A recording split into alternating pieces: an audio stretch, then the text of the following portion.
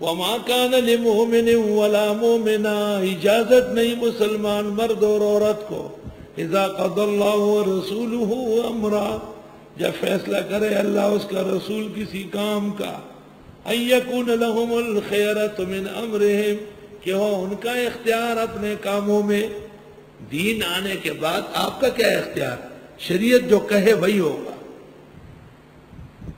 وَمَن يَعْصِ اللَّهَ وَرَسُولَهُ، جو کہا مانے، جو کہا نہ مانے اللہ اس کے رسول کا، فَقَدْ ضَلَّ ضَلَالًا مُبِينًا، پس وہ گمراہ ہوگا کھلی گمراہی میں۔ وَإِذْ تَقُولُ لِلَّذِي أَنْعَمَ اللَّهُ عَلَيْهِ وَأَنْعَمْتَ عَلَيْهِ، اور جب آپ فرما رہے تھے اس شخص سے کہ انعام کیا اللہ نے اس پر اور انعام کیا آپ نے، امسک علیک زوجک، روک اپنے پاس اپنی بیوی کو، واتق اللہ، اللہ سے ڈرے۔ زید ابن حارثہ رضی اللہ تعالیٰ عنہ حضرت محمد صلی اللہ علیہ وسلم کے لئے پالک غلام تھے، اسلام لانے اور اسلام کی تعلیمات کے بعد آزاد کیا، اور وہ کبھی غلام رہے بھی نہیں تھے، ظالموں نے بازار میں بیچا تھا۔ وہ اپنی ماں کے ساتھ چھوٹا بچہ سودا سلف خریدنے منڈی گیا، ان کی ماں کو پکڑ کر اور منڈی میں بیچا، اور ان کے بیٹے کو کہیں اور بیچا۔ ہوتے ہوتے ہوتے وہ خدیجہ کبریٰ کے پاس آیا، انہوں نے حضرت کو دیا، حضرت نے صلاحیتیں دیکھ کر آزاد فرمایا۔ محبت اتنی تھی کہ زید ابن محمد کہلاتے تھے۔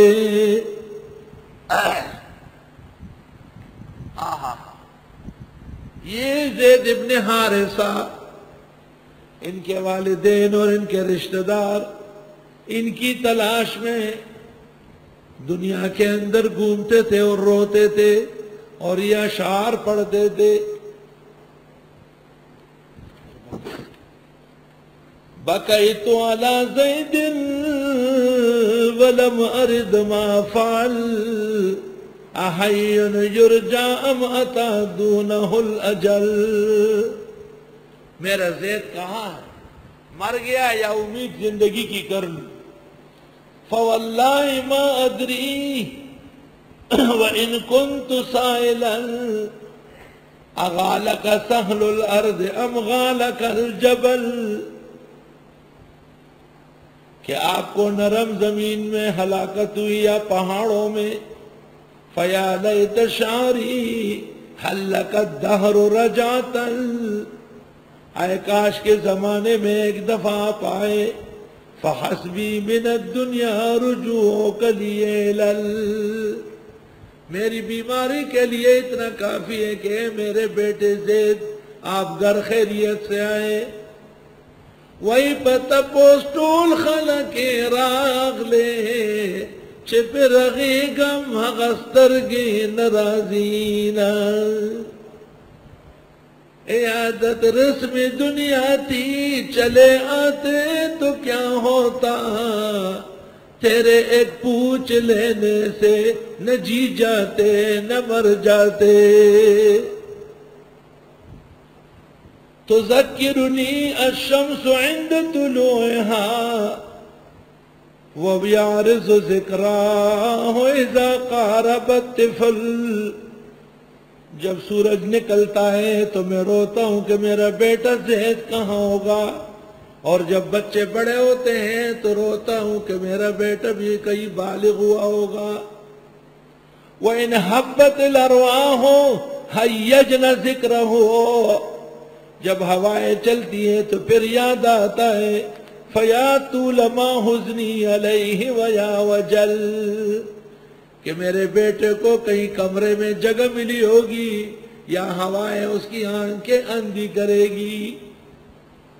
سَأَعْمَلُ نَفْسَ الْعِيشُ فِي الْأَرْضِ جَاهِدًا وَلَا أَسْأَمُ التَّطْوَافَ أَوْ تَسْأَمُ الْإِبِلِ، ساری زندگی چکر لگاؤں گا تجھے تلاش کر کے، کبھی نہیں کہوں گا کہ تھک گیا، اگرچہ اونٹ چلنے سے تھک جائے.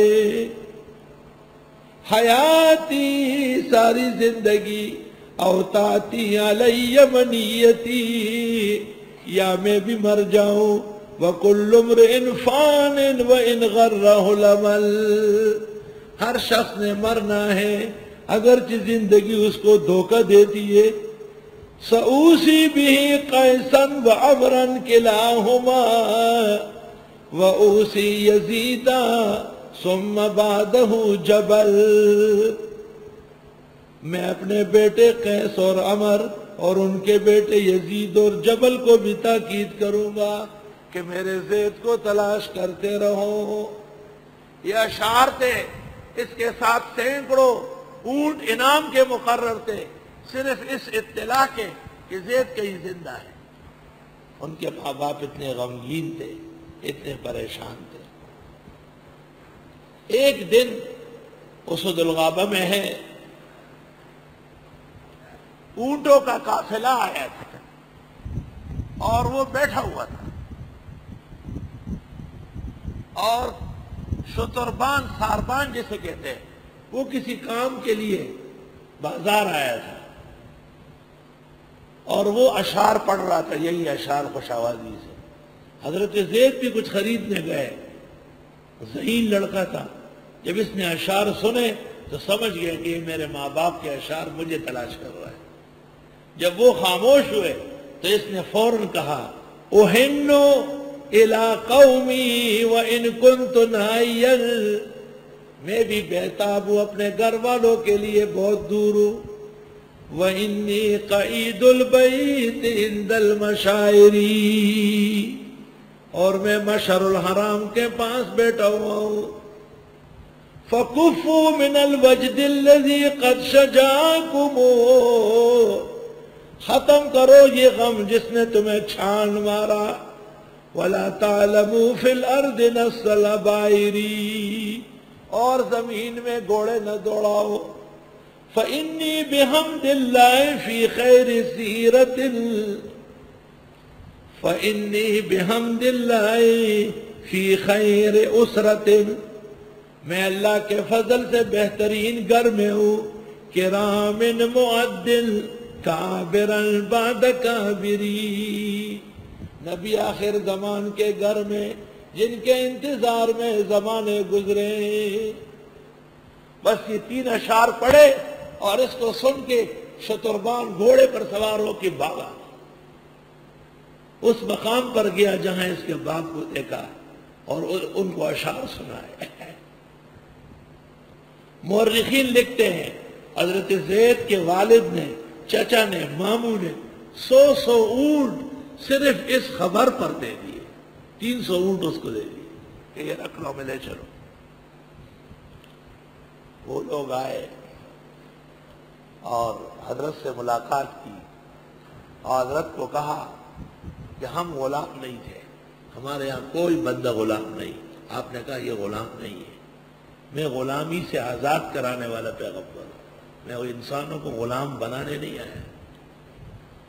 اور آپ نے فرمایا آپ اس سے بات کر لیں، وہ جس طرح چاہے، اجازت ہے میری طرف سے. حضرت زید نے آپ سے درخواست کی کہ مجھے چند لمحوں کے لیے ان سے بات کرنے کے موقع دے، میں ان کو سمجھاتا ہوں. آپ نے والد، چچا اور ماموں کو کہا وہ باتیں جو تم غمگین ہو وہ چھوٹی ہے، رہنے دو، وہ ختم ہو گئی. یہ نبی آخر زمان ہے، 1,24,000 پیغمبروں نے ان کا انتظار کیا ہے. اللہ مجھے یہاں لایا ہے، یہاں سے میں نے کہیں نہیں جانا ہے.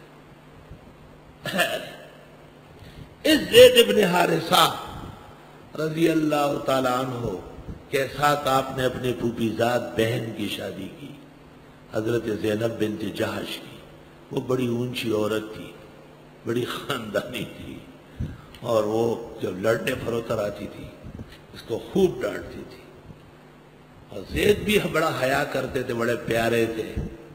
حضرت کو آ کے کہتے حضرت میں نہیں رکھ سکتا. آپ کو بڑا افسوس تھا کہ میں نے نکاح کیا ہے اور یہ ناکام ہو جائے، اور دوسری طرف یہ خوف بھی تھا کہ لوگ اس کو میرا بیٹا سمجھتے ہیں جو کہ غلط ہے، اور اس کی بیوی کو میری بہو سمجھتے ہیں جو کہ غلط ہے۔ اللہ تعالیٰ کو یہ منظور تھا کہ یہ نکاح ٹوٹ گیا، اور زینب کا نکاح پیغمبر سے کر دیا، اور عمر بھر کے لیے زید ابن محمد منع کیا گیا، اور منہ بولے بیٹے لے پالک متبنہ کی بیوی کو اپنی بہو کی طرح حرام سمجھنے کا رسم ختم کر دیا گیا۔ اللہ اللہ، قرآن پاک نے یہاں ایک بڑی تاریخ کو اپنے اندر سمویا ہے، بڑی زبردست تاریخ ہے۔ یہ اشعار پر جو نقل کرنا چاہے باذوق لڑکے آرام تسلی سے نقل کرو، یہ سب کتابوں میں ہے۔ اب قرآن پاک کو دیکھو، وَإِذْ تَقُولُ لِلَّذِي، جب آپ فرما رہے تھے اس شخص سے انعم اللہ علیہ کہ انعام فرمایا اللہ نے اس پر، وَأَنْعَمْتَ عَلَيْهِ، اور آپ کا بھی احسان ہے، اپنے عزیزہ سے آپ نے اس کا نکاح کرایا۔ آپ فرماتے تھے امسک علیک زوجک، روک اپنی بیوی کو، اتق اللہ، اللہ سے ڈرو۔ آیات سے پتہ چلا کہ عربوں میں بھی طلاق پسندیدہ نہیں ہے۔ یہ غلط مشہور ہوا ہے کہ عرب عورتیں شام کو لائے صبح نکالے، بالکل غلط۔ اسلام میں کوئی روایت اس کی تائید میں نہیں۔ آپ کہتے ہیں روکو، اللہ سے ڈرو، کیوں چھوڑتے ہو؟ تو آیت سے پتہ چلا کہ ناحق طلاق دینا جرم ہے، اور ناحق طلاق دینے والے پر شرعاً تعزیر جائز ہے۔ احسن التفسیر، جو ناحق طلاق دے، پرائی لڑکی اور بہن کو بے عزت کر کے گھر سے نکالتا ہے، یہ شخص زیر بار ہونا چاہیے۔ میں فتویٰ تو نہیں دیتا، لیکن تسلی دیتا ہوں کہ اس زمانے میں 10-10 20-20 لاکھ مہر ہونا چاہیے، تاکہ اس مہر کے خوف سے بھی بیویوں کی زندگی اجاگر رہے، محفوظ رہے۔ وَتُخْفِي فِي نَفْسِكَ، آپ چھپا رہے تھے دل میں، مَاللَّهُ مُبْدِيهِ، وہ جس کو اللہ ظاہر کرنے والا تھا۔ وَتَخْشَى النَّاسَ، آپ ڈرتے تھے لوگوں سے، یعنی حیا فرماتے تھے۔ وَاللَّهُ حَقُّ أَن تَخْشَىٰ، اللہ حقدار ہے کہ اس سے ڈرے۔ فَلَمَّا قَضَىٰ زَيْدٌ مِّنْهَا وَطَرًا، جس وقت پورا کیا زید نے اس سے حاجت، زوجنا، کہاں ہم نے آپ کے نکاح میں دی، لِكَيْ لَا يَكُونَ عَلَى الْمُؤْمِنِينَ حَرَجٌ، تاکہ نہ رہے مسلمانوں پر گرانی، فی ازواج ادعیائہم، منہ بولے بیٹے کی بیویوں کے بارے میں۔ منہ بولے بیٹے کی بیوی جو اپنی بہو سمجھ کر حرام سمجھی جاتی، اس رسم کو ختم کرنے کے لیے آپ کے منہ بولے بیٹے کی بیوی کو آپ کے نکاح میں دے دی۔ پیغمبر کے 1.25 لاکھ صحابہ میں سے یہ ایک صحابی ہے جن کا نام لے کر اللہ نے ذکر کیا۔ یہ جزوی فضیلت ان کو حاصل ہے، کیونکہ دل شکنی بڑی ہوئی ہے۔ اذا قضوا منہن وطرا، جب پورا کر لے وہ بیویوں سے حاجت، وکان امر اللہ مفعولا، اللہ کا فیصلہ ہو کے رہنے والا تھا۔ ما کان علی النبی من حرج، نہیں ہے پیغمبر پر کوئی اعتراض، فیما فرض اللہ لہ، اس میں جو اللہ نے ان کے لیے مقرر کیا، یہ تو اللہ کا فیصلہ ہے۔ سنت اللہ فی الذین خلوا من قبل، اللہ کی عادت ہے ان لوگوں میں جو گزرے تم سے پہلے ہے۔ وَكَانَ أَمْرُ اللَّهِ قَدَرًا مَقْدُورًا، اور اللہ کا فیصلہ طے شدہ تقدیر میں